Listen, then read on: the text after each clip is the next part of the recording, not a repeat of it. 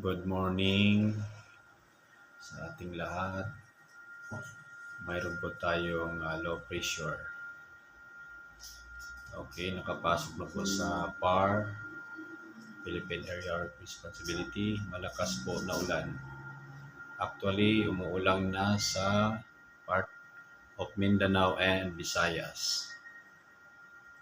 Dito sa Luzon,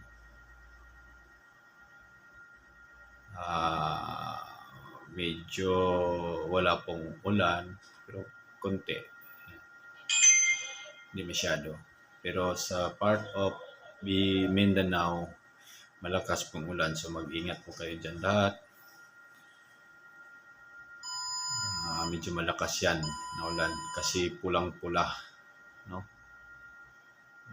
Kung nakikita nyo yung mapa ng Pilipinas, ang Mindanao is halos nababalutan po ng malakas na ulan at malakas na pag-uulan at mga pagkukulog.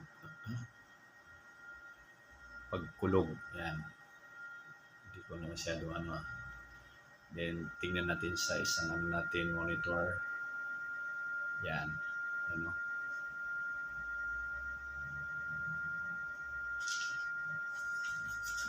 Yan, may ikot. So, ingat po tayo dyan sa Mindanao. Medyo may kalakasan yan. Check natin sa trucks natin. Okay, lipat natin. Dito tayo. So, wala naman. Yun lang yung inano dito. Pag may bagyo na naman mo, yun lang yung inano dito. Si Sansan dito. Ulan na lang siya. Nasa Japan. Okay, balik natin. Check natin. Si Sansan, ano nangyari na. Okay. Check natin. Ayun. Nandiyan si Sansan, no? Nasa Osaka, papuntang Osaka. Ang lugar ito. Uy, Tokushima. Okay, nakikita nyo, nandiyan sa Tokushima yung ang tawag nito yung mata ng bagyo na si Sansan. So malakas yan. So dyan lang siya, oh. Di ba siya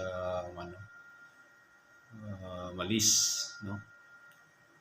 Saan ba yung Tokyo? Dito, Osaka, Osaka. Ayan. Nagoya. So hindi pa nakarating.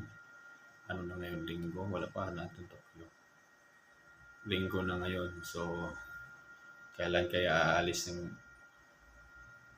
bagyo na yan? So yun po yung updates natin sa sa Bagyo Sansan. So balik tayo dito sa Pilipinas. Yan, no? Napakalakas ang ulan yan. So mag-ingat tayo, no? And we will check. Yan. Inside PAR.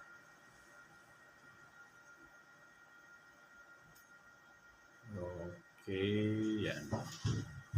Update natin ngayon sa Bagyo. Okay, maraming salamat.